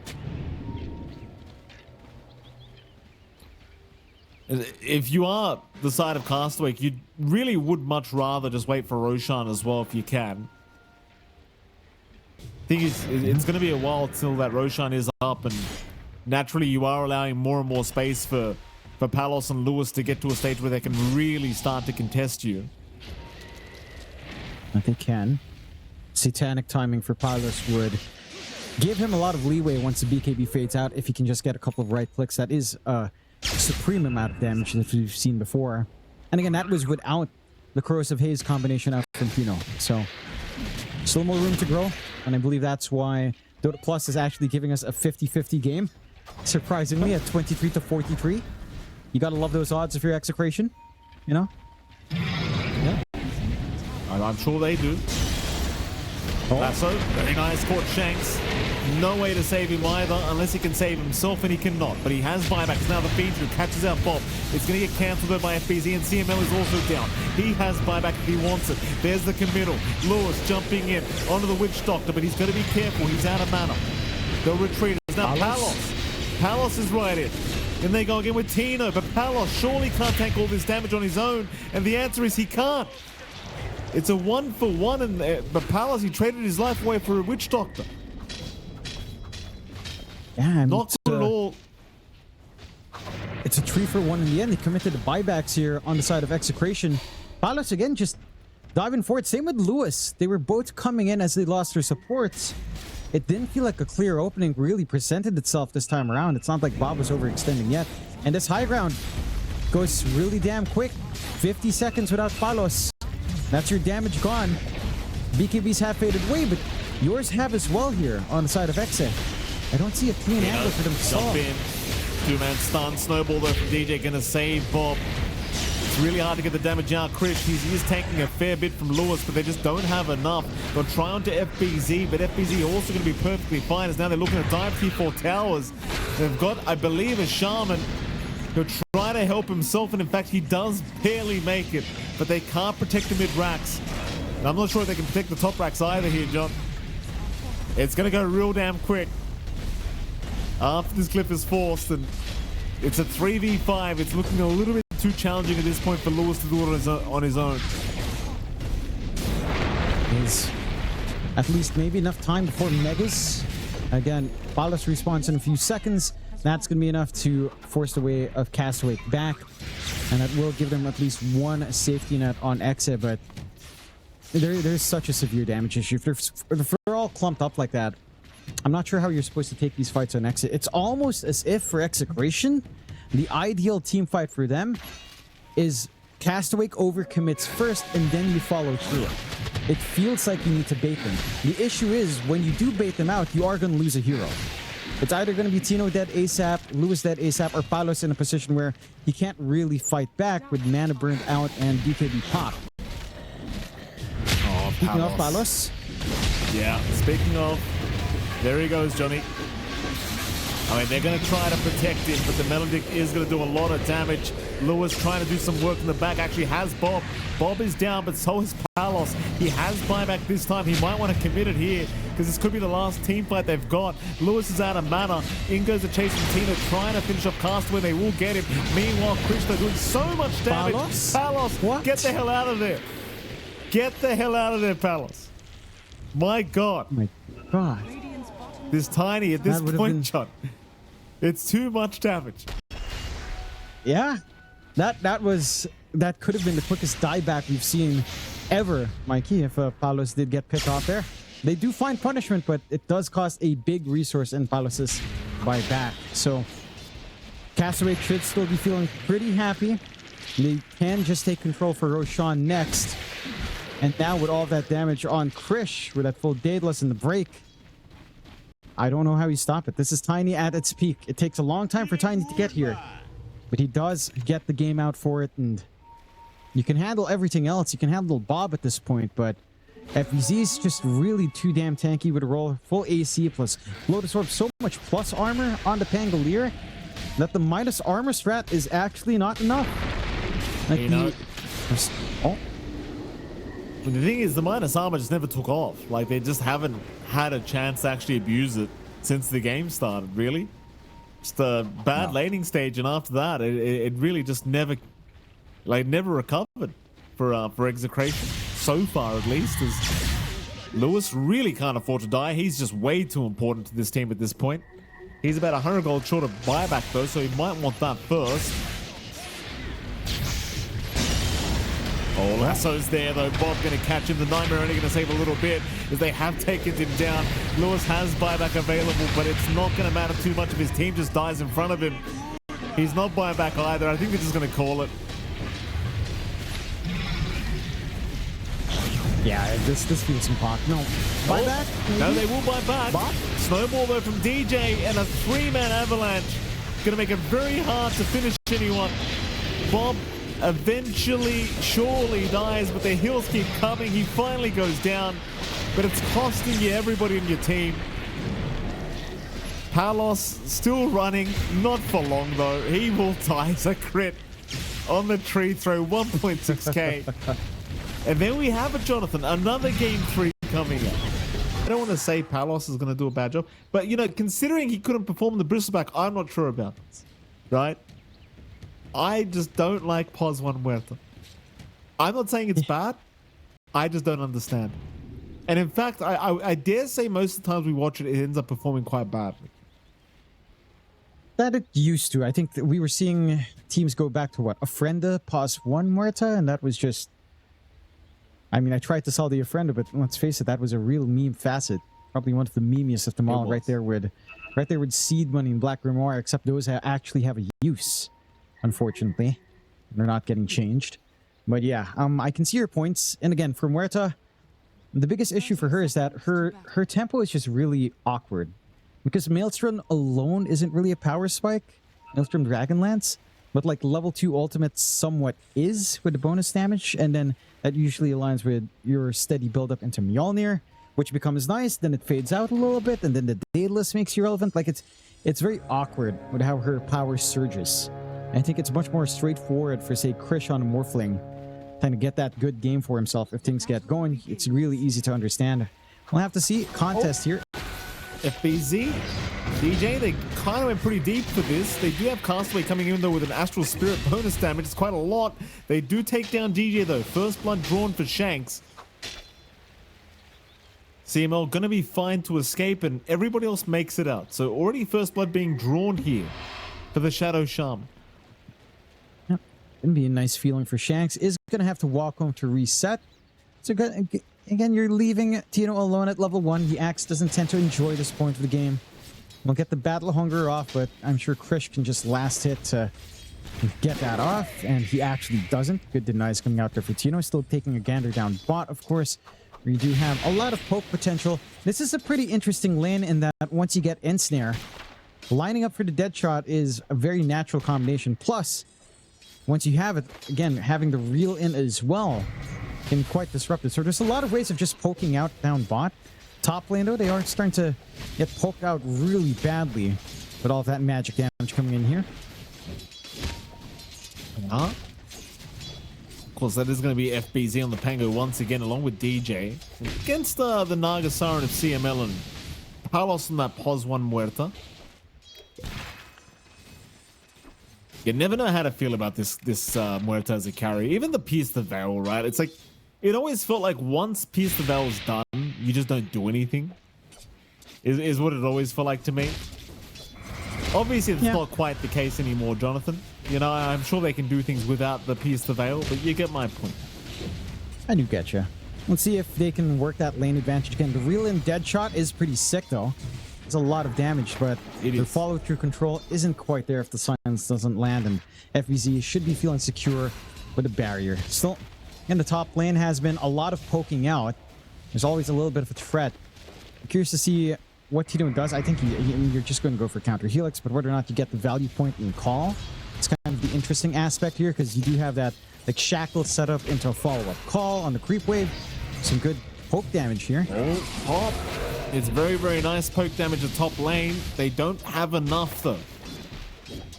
No levels in counter helix, which does make it quite hard to get the damage output for Krish's life.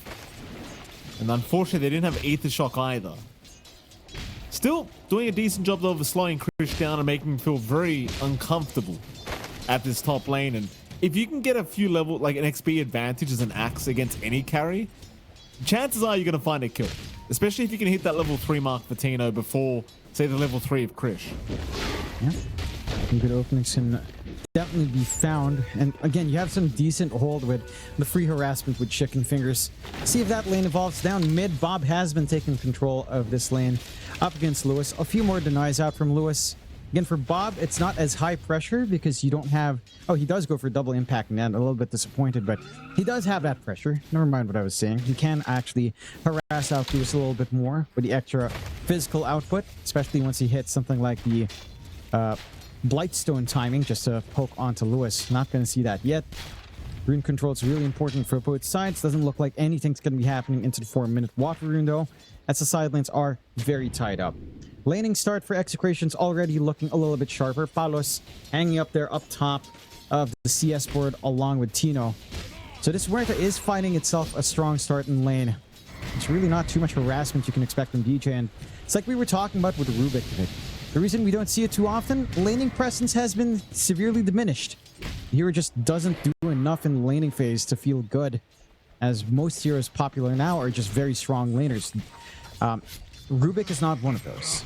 They've made the mana cost in Faded Bolt expensive, lifting back with telekinesis setup really expensive, not really spammable in lane. So you're able to just do a lot more with other heroes in comparison. Again, for FBZ, leading to a little bit of a slower start without any sort of threat onto Palos and CML here. Top lane, they've got the Auto Titan. Castawake gonna get called. Spin's coming in. He'll try for a stomp, but it gets hexed immediately. Because Chicken Fingers, and there we go. A nice little pick up here for Tino to get started this top lane. It already feels like it's going to be a pretty good axe game just based off how this lane's gone. Like, Krish is already kind of... Almost feels like Krish just left. Like, he's here, but he's not hitting creeps. He doesn't feel comfortable. He's not getting anything out of this. And Castaway really doesn't seem to be able to help him anymore. No. Shanks is just doing such a great job of zoning him out as well. Trying to cut off these pulls. They eventually get them at the very least. Put some of the EXP in farm for Tino. But Tino already has the full Vanguard up. Nice and early. Not what you tend to see on Axis nowadays. It tends to just be that Blade Mail Blink Rush. But the Vanguard will have a lot of impact here, of course, as you are playing up against the Elder Titan. So direct damage block is something that Natural Order does not stop at the very least. That should boost the durability of Tino in trying to make a play. See how much it impacts, but that certainly means creep cuts should be easy for Tino. He should just take control of this area. And you could reach that point where that'll leave enough room for Shanks to potentially start to think about rotation. 6-minute rune starting to come out. That should be something you start to contest away from Bob. As, again, an Ember that can start to snowball off of good power rune becomes a pretty dangerous threat. Let's see, as even Castaway also showing up to help Bob secure into the 6-minute mark. Do you think he can get lucky here at this top spot? Well, DJ is also going to show up down bottom. What a contestation. Bob is going to get the Arcane Rune, though, so very nice. Able to get a little bit lucky by it spawning up top, and he'll be very, very happy as the Ember for that.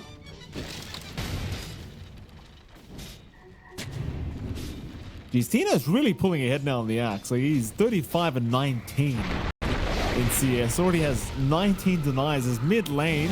They'll try again onto Bob. This time, though, it looks like they've got him. In fact, he was one creep away from level 6. Oh, man. Oh, that's gonna hurt for Bob. That last slide of fist, he was probably praying for a creep to die so he could get out of there. But nothing died. No, not quite enough. And again, good reads out from Exe. Nice clean kill. It's coming out. Just getting the time right. Sure, you lose the rune control, but you're finding that level advantage you'd want on Lewis. Like you mentioned, Tino is just having a free run. I mean, he has a Vanguard. He can go hit the jungle, just directly run to the creeps. No concern for Krish to try to melt him. Not even an Elder type will try to contest, as Castaway is having to help. Very, very nice kill into FBZ, as we do have a quick pause out now from DJ. That combination is quite revolting to watch. The ensnare into the calling and the dead shot back into the calling is it sure is something. And poor old FBZ, no chance of getting out of it once the ensnare did land. And so they do secure a nice kill here for the first time here for Palos. And it's like what we were saying, the lane combinations coming out from Exe are just all really solid. They have setup plus follow through damage on the cores. And you have great synergy coming out there. You're hitting these initial spikes. And Palos is just rushing into the Maelstrom Mjolnir that we tend to see on these Muertas.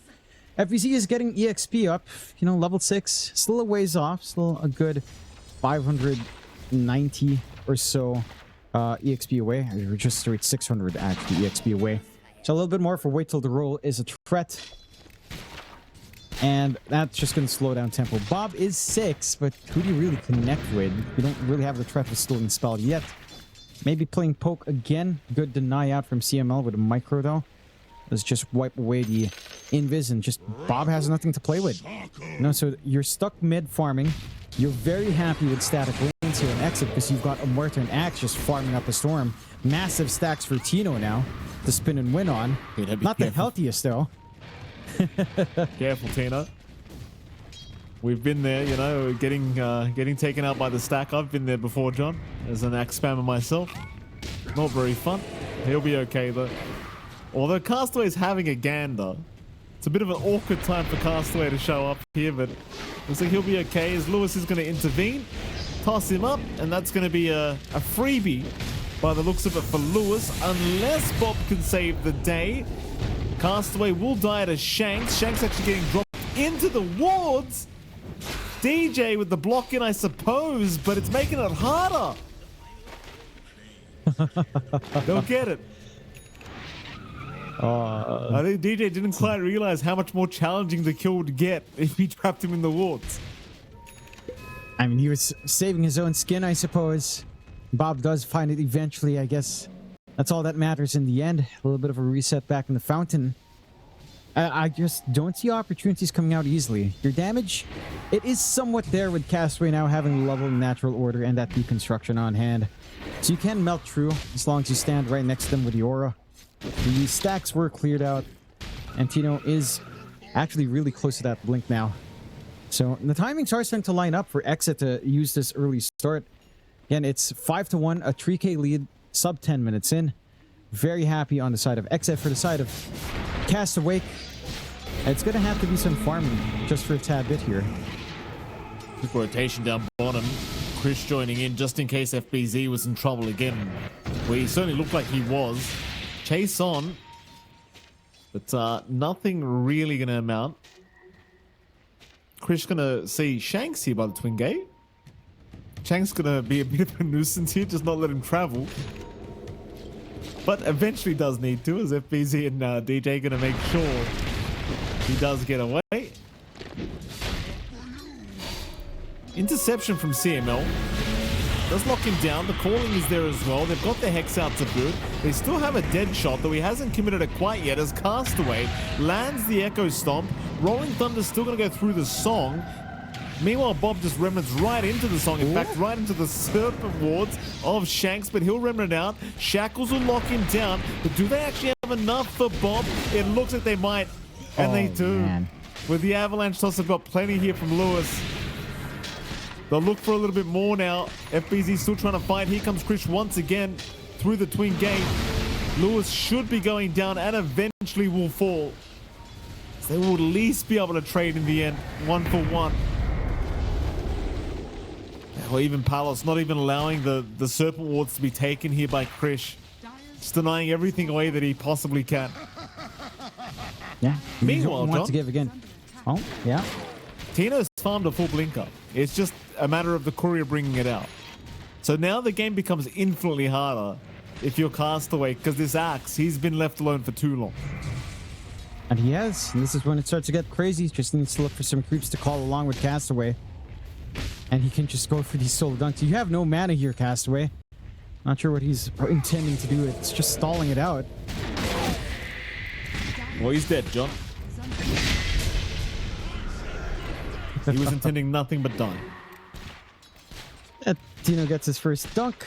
4 coats of blood up. A little bit of armor. Bit of a toss there from Lewis, killing Shanks. Bob was just literally tossed into the support to kill.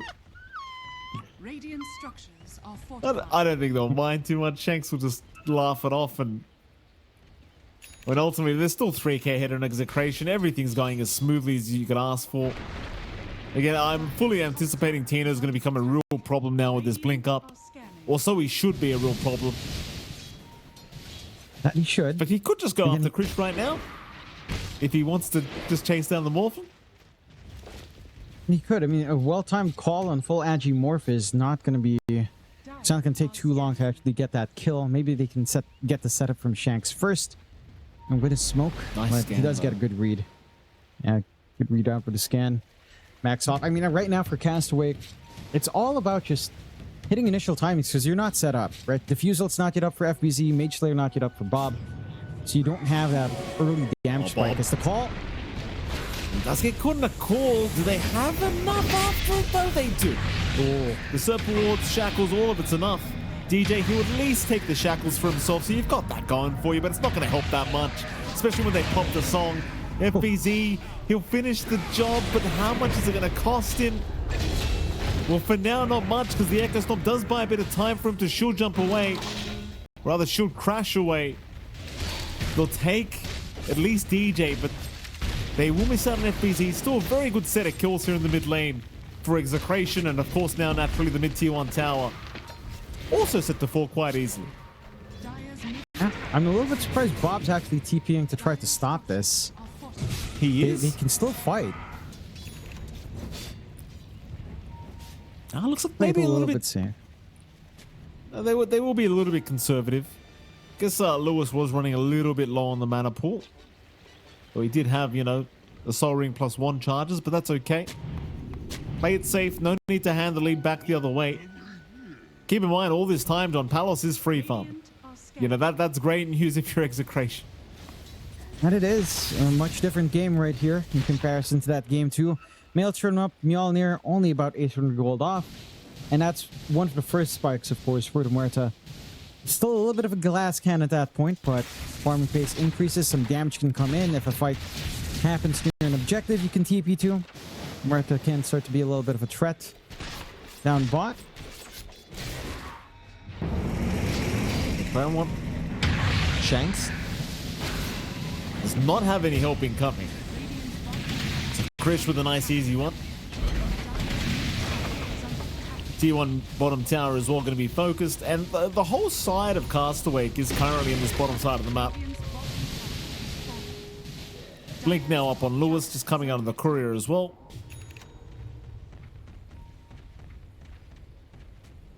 I don't know if that's Tina's fully got worked well for the side of Castawake. blade mail too. That's some insane timing. Yeah, I mean, now the damage can kick in. The durability was there already with a Vanguard Blink. Now, again, a massive threat from this axe. Just needs to find an angle in. I don't know if it's really worthwhile for Castawake to take that bot tier 1 to lose mid. The mid is pretty damn big. And now Rosha's open. You don't have that easy access point through the mid lane. At least they have the spirit from Castawake to spot, but this isn't going too slowly here.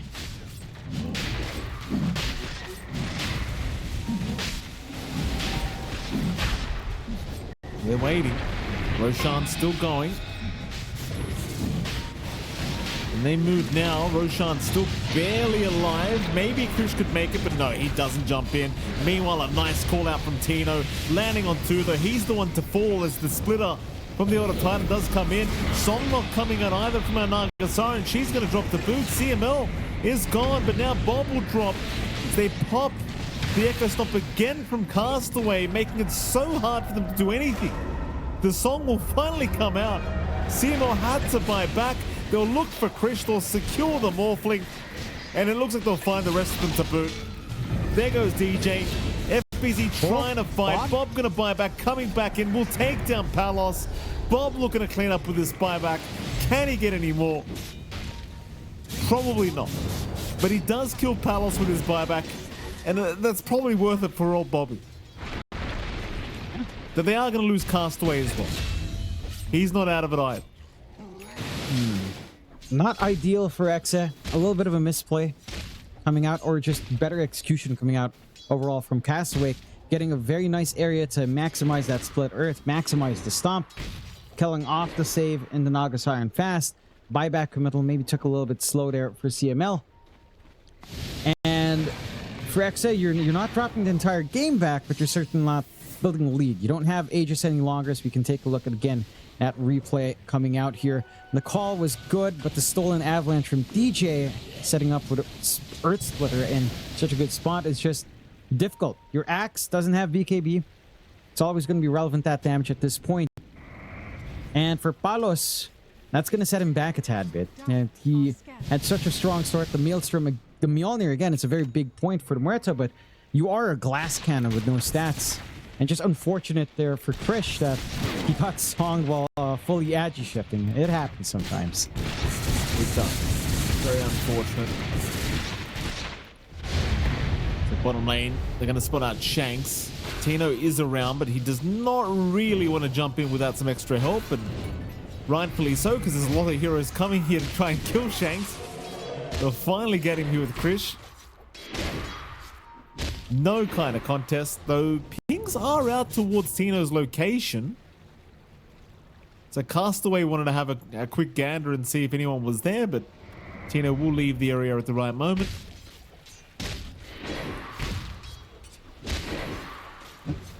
Yeah, Execration, they're playing a much slower game as well, like 6k advantage. They've had the lead for a while, but there's absolutely zero necessity to try and make anything happen.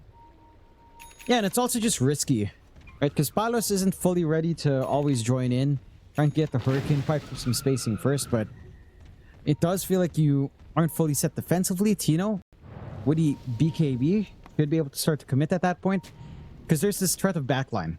Like Castaway can stand from a mile away with the Earth Splitter, and you don't have an easy way of jumping him if you already commit. Good smoke breakout from Bobby. Pace is on though. Oh. Jump in. Hex is actually onto the Rubik. Meanwhile, though, a nice call and a shackle to lock them down. DJ will drop. Still rooted in place is Bob, but he'll barely get away though. No, the song will lock him in. Somehow our Shaman is still going, by the way. He's still alive. Shackle out. Bob's gonna die. And he's still running. Surely Krish gets him with a toss, but now Krish is in danger. He'll be forced to fight back. Run away, Castaway gets a nice stop with the toss back. The Earth Splitter to come in, but now the Ensnare to lock him down. Oh, he just can't catch a break. Carlos to take him out. Shanks, he just didn't die, John. It just took him forever. You got to appreciate that song this time from CML, saving the day while he was in that foul play form, getting a little bit of that regen going. And then just finding these blink angles. Shanks setting up for that entire fight as well. He was the one to initiate with his blink reveal there. And cuts off the side of Castawake in a very impactful way. 17 to 11, 8k lead. A little bit split apart. Looking for the side of Castawake. As again, you're not fully set to catch a little bit more. It's going to be a nice easy one with the DJ. Haven't really seen the craziest impact either out of this this Rubik pickup, sadly. Feels like every time like you see this Rubik in the middle of a fight, he just ends up getting caught very quickly. And it has. You also had, like, again, a relatively slow game out for DJ here. Doesn't have his Aether Lens up, only the Blink. So he's doing a good job of just standing back every now and again with, say, Avalanche to try to cut off when Execration comes in. But hasn't really been able to find too much. Now you have to contend with the Ag's Shard upgrade song, more HP regen and some mana regen as well. So the resets from CML are that much more effective here. Execration, I'm starting to become a little bit problematic how hard they hit. And for the side of Castawake, looks like most of their damage is kind of stuck on Krish and maybe their combination here with Castaway. You are still getting some decent rolls from FBZ. When the Ags is up, the damage will scale up as well, but pacing has felt slow. Smoke. Chains out, they're going to find CML. It'll be a bit of a freebie here. Nobody around to try and protect CML. Palos is actually getting chased a little bit as well, but keeps his distance. Going to be perfectly fine.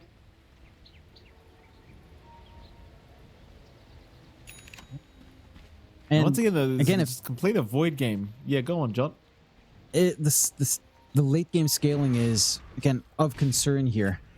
I think it's very hard to tell how comfy both teams will be in an ultra late game scenario, or even just a mid game scenario. The Morphling should be set to go soon, and I feel like Krish has had the opportunity to join in these fights multiple times now. BKB is coming out for the Morphling that should secure him in the middle of these engagements and cut down the damage of Palos. At the same time, Palos is also working towards his BKB, and Tino is just a constant issue. I think that's really the ace in the hole here for the side of Execration, and it's not something you have an easy answer for on the side of Castaway. Maybe actually one big thing you could try is if DJ can try to steal Paul and just bait them towards him, hope that you can use that for Earth Splitter, for a good roll from FBZ, perhaps. Like, that would take something like a Ghost Scepter on hand, which is, again, more time they'd have to wait. They'll try to hunt now with the smoke. Palos is right up front here on the creep wave. Jump in. Palos in the middle of nowhere right now. Could get taken down very, very quickly. He still has the Pierce the Veil, but just never really pops it, and he's down. Well, this is the kind of mistake you really don't want to be kind of making now as Execration. They'll lose their Muerta, they'll lose their Shanks Shaman. You know, overall, it seems pretty unnecessary that they're going to find Bob now in the mid.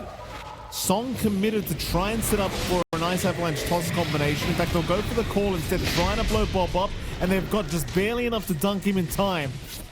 So we'll find a nice trade. FBZ now also dropping, but Krish going to move in and intervene.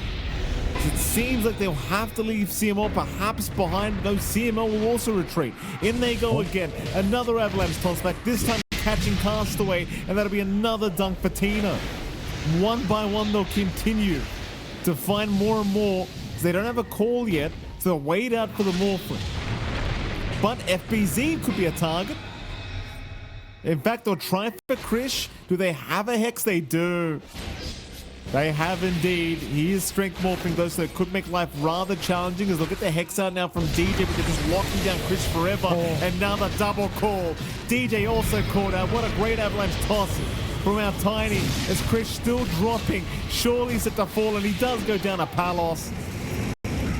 Oh, this fight, it just goes forever as another call from Tino, catching Bob again. Bob, he's hexed up, trying to run, barely survives. As Tino will be the one to go down. Bob, he's still dying to the Remnant, and he does die to the Avalanche of Lewis. As Lewis finally getting caught mid-TP, will end up dying. Sorry. But what a long-ass fight between these two sides. And this cost him a buyback on DJ. not the biggest commitment in the world. It's still a little bit better coming out for Exa, considering that you didn't lose your pause one. You managed to force one buyback out.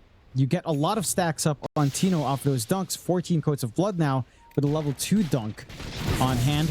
And that's just, again, going to scale up once you get level 18 here for Tino. A big takeaway is that you didn't lose Palos. You had to lose Krish. This lack of BKB is going to hurt the Morphling for some time. With great, so much overwhelming control on Execration. Tino just finding these angles. You have to appreciate just how patient Execration is. They go in one by one, they weave in and out, and they're getting these re-engagements quite nicely with how mobile they are with double blink cores up.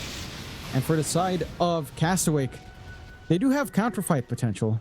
And now with a full Ags and FBZ, there is damage coming out in the Pangolier, as we've seen from game 2.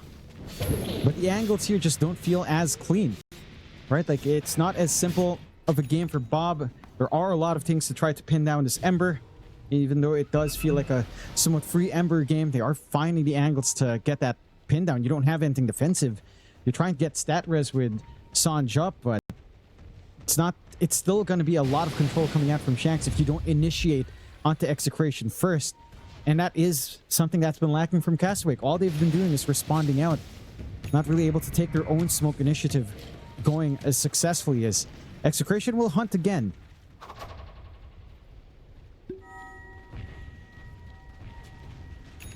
They find. So Castaway is the closest target to them.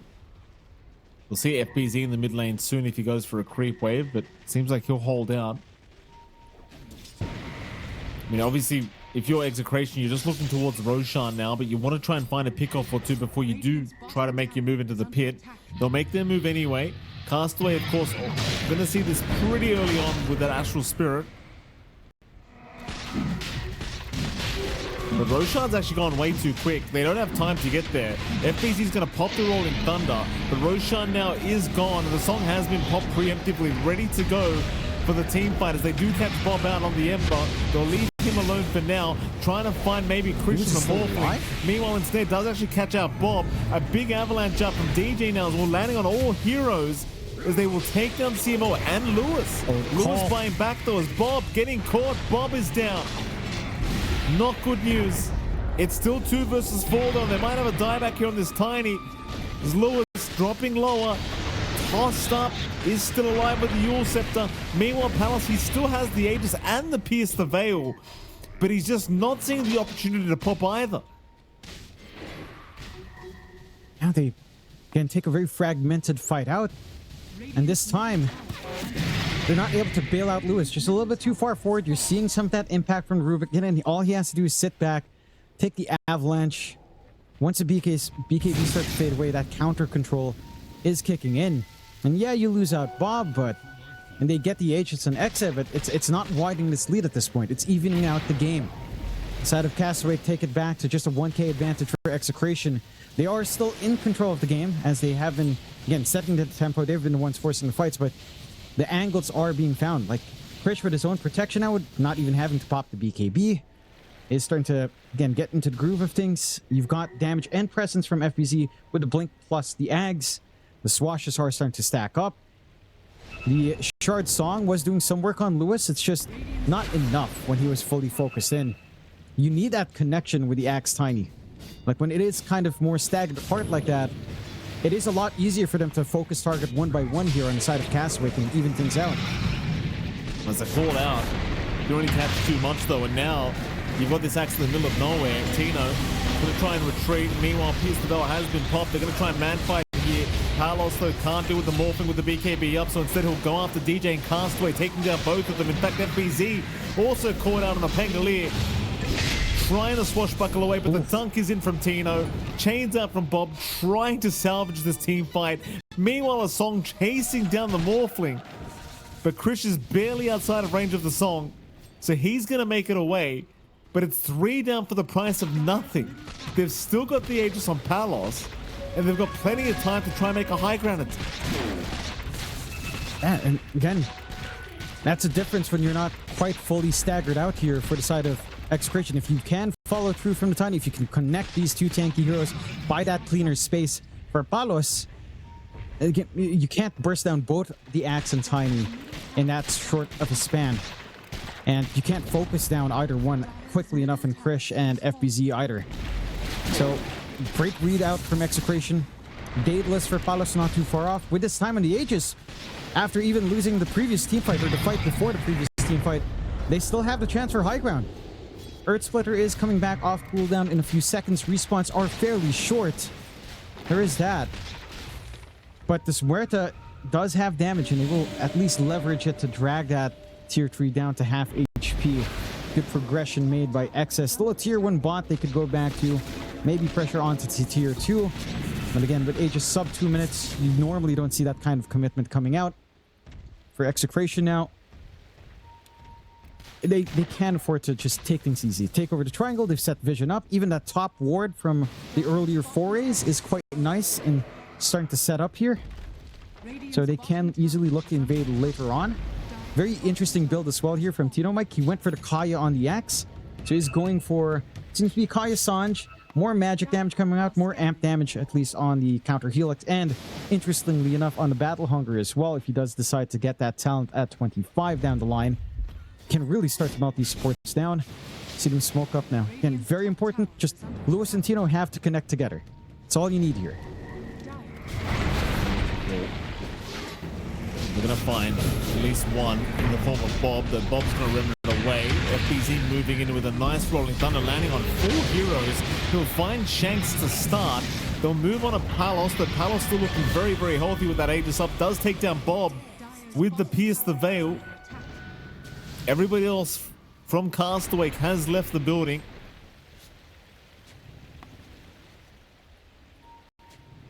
You still have buyback on Bob, so chances are there's no real high ground to come. Aegis is expiring too soon as well, just 10 seconds away. But pings are coming out. CML wants to make the call to go and at least take down the T3 tower.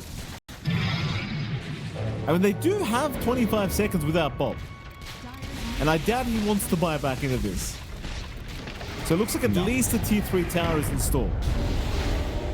Oh. Maybe not even that, though. The Echo Stomps are pretty annoying. They're doing everything they can to make sure Palos doesn't get out of position. Even just blinking in, tossing him back to ensure that safety net. Respawns are up, but same thing goes for Exe. Shanks is back up with the Mass Serpent boards. That could be the ticket to just clearing out these tier 3s now.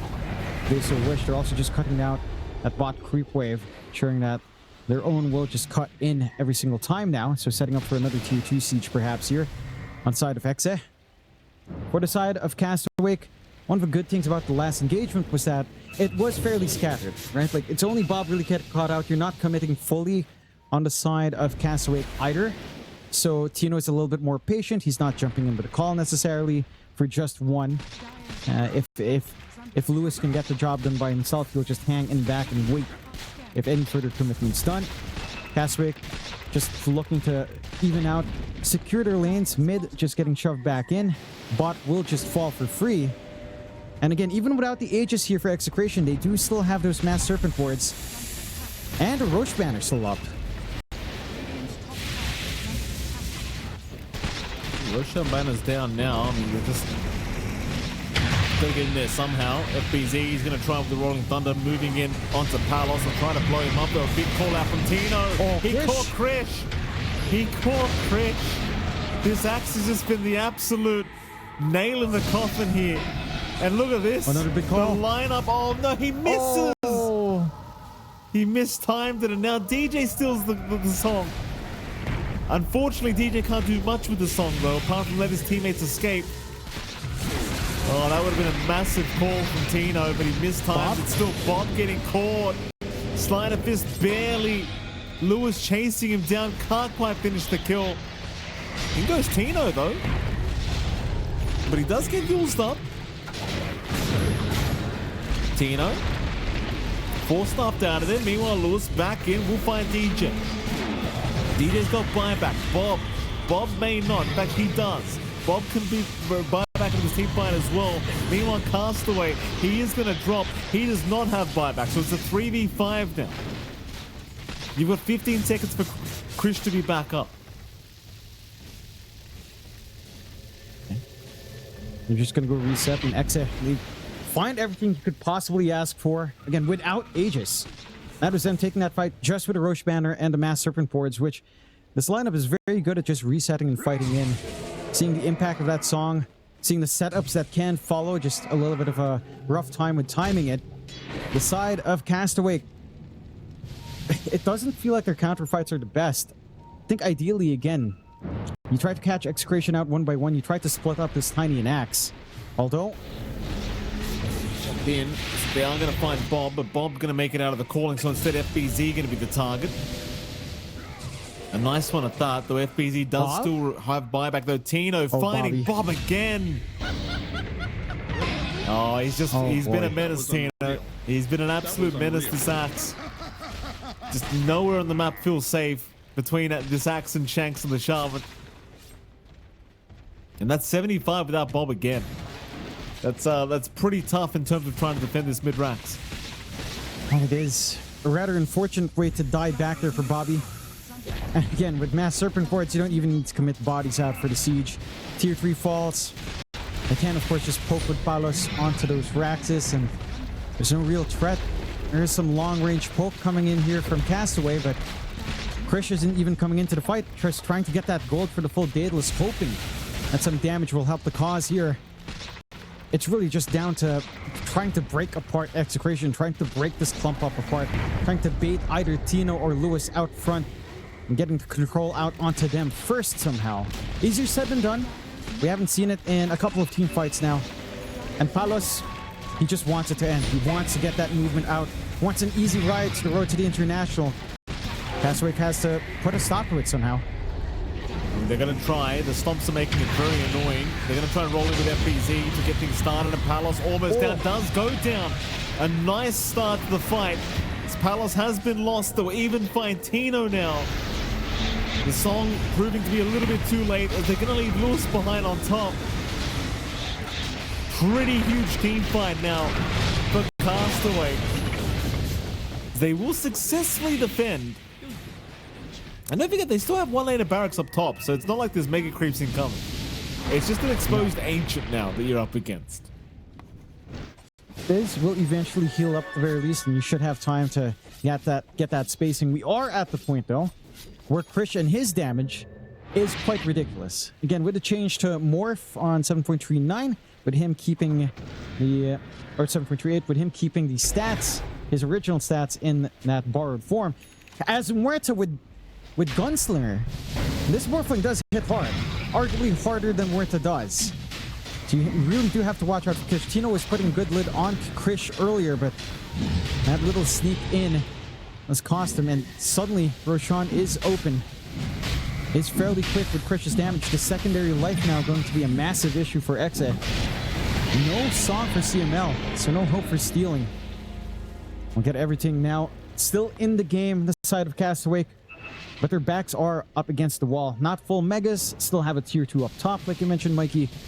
But one bad team fight, and it's a rush into the Ancient. And you bought back earlier than Bob. He still needs more time for his buyback to be off cooldown. No, DJ as well needs more time. Krish needs items, so he's not holding onto buyback gold yet. It is still a risky time, despite finding these openings here. Again, they have to put the work in on Castawake. They need to find that split up. They need to maybe even bait out the song. It feels like when they do get isolated away, it's actually a little bit easier to just fully focus in when they're trying to reset. And that has, in a few occasions here, worked against the side of Execration, especially in that high ground fight.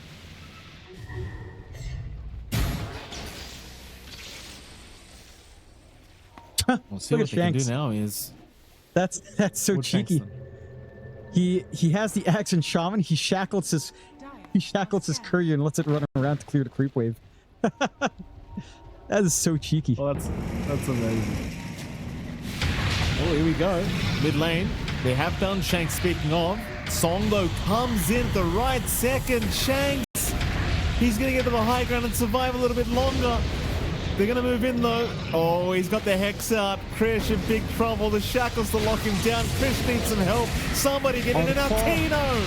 He's in with the call again. There goes your Aegis. buyback on Shanks. He wants to get back into this team fight. They're under the morphling Krish. He needs to morph. What? He didn't morph. He morphed. He just stayed as the Muerta. No attribute shift. No. And he didn't manage to eat the cheese as well. Again, Oh. Execration, just clean up all of that control. They were so far away from Krish, it felt like. He was just an entirely different part of that fight. Everyone else was trying to catch into him. They only have the one buyback as well. And the Ancient is exposed. Castawake, it can't go like this. I mean, it looks like it's pretty much over here. They're going to try to defend a little bit longer, but I don't know how you do that against this Muerta any longer. Palos is going to sit back, relax. Ancient almost down. They're just going to be careful not to throw it. Items on the ground as well. Why the hell not? They drop the power treads. I'll take down FBZ. No GG call coming though, even Glypher, but there you go. DG, he's seen enough, I think. He'll call it. They'll take down Bob one last time. And Execration, they will secure a 2-1 victory here up against